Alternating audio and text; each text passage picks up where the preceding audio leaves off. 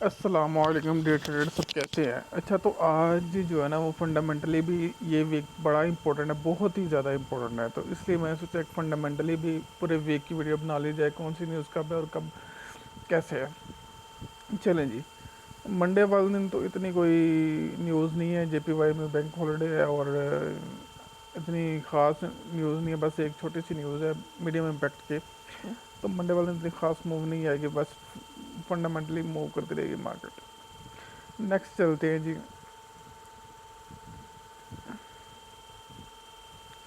17 date को मंगल वाले दिन भी न्यूजीलैंड डॉलर की न्यूज़ है, कैट की हाई इम्पैक्ट न्यूज़ 5:30 बजे।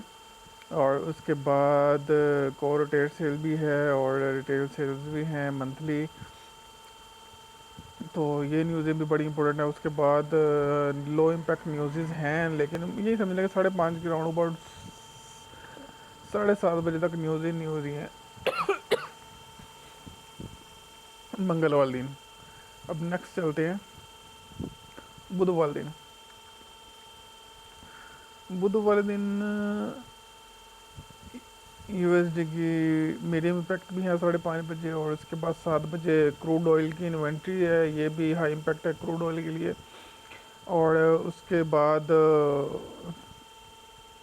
फेडरल फंड्स रेट कट के बारे में रात 11 बजे न्यूज़ है।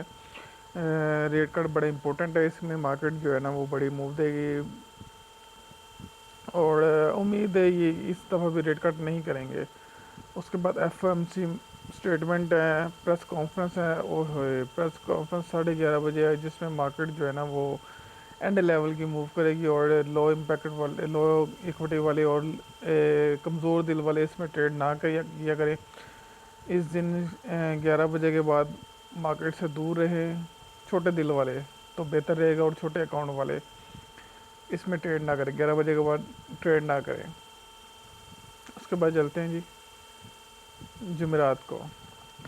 जुमेरात वाले दिन न्यूजीलैंड डॉलर की भी न्यूज़ है, ऑस्ट्रेलियन डॉलर की भी न्यूज़ है। और उसके बाद जेपीवाई की भी न्यूज़ है और यूएसडी की यानी एम्प्लॉयमेंट क्लेम न्यूज़ है। ये भी हाई इम्पैक्ट है और इसमें भी काफ़ी वॉलेटिलिटी आ सकती है।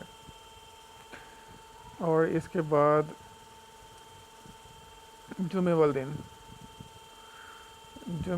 न्यूजीलैंड डॉलर की न्यूज़ है, कैट की न्यूज़ है और यूएस डॉलर की मीडियम इम्पैक्ट न्यूज़ है रात 11 बजे। एफएमसी मेंबर होकर की स्पीच है, तो इसमें भी वॉलेटिलिटी इतनी ख़ास नहीं आएगी। चलें जी, पूरे वीक्स में ये थी। और ये वीक में बड़ी इंपॉर्टेंट न्यूज़ हैं रेट कट के बारे में। और एफओएमसी मीटिंग है जिसमें मार्केट अच्छी खासी मूव करेगी। तो बाकी न्यूज़ के अकॉर्डिंग मार्केट की जो मूव होगी ऑन दी स्पॉट आपको ग्रुप के अंदर अपडेट कर दिया जाएगा।